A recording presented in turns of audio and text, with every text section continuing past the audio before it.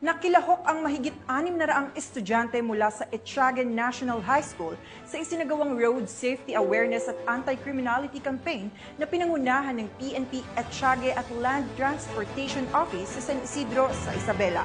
Narito ang report ni Patrolwoman Lenny Lorenzo.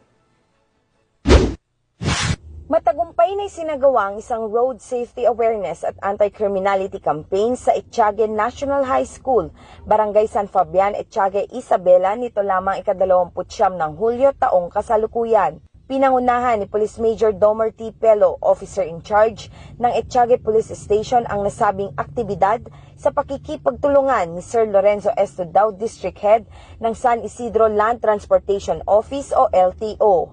Aktibong lumahok ang mahigit 600 estudyante mula grade 7 hanggang grade 12 sa programa kasama ang kanilang mga guro. Tinalakay sa aktibidad ang kahalagahan ng defensive driving at disiplina sa kalsada, mga batas ukol sa droga, karahasan, pang-aabuso at human trafficking.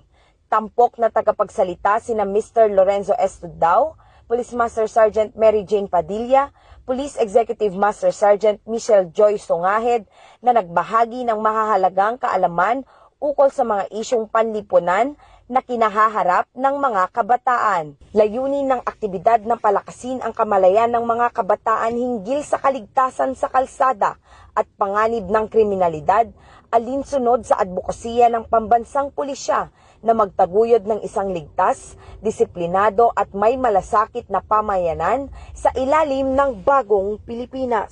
Mula dito sa Lambak ng Cagayan, ako ang inyong PNN correspondent, Patrolwoman Lenny Lorenzo, alagad ng batas, tagataguyod ng Balitang Pulis.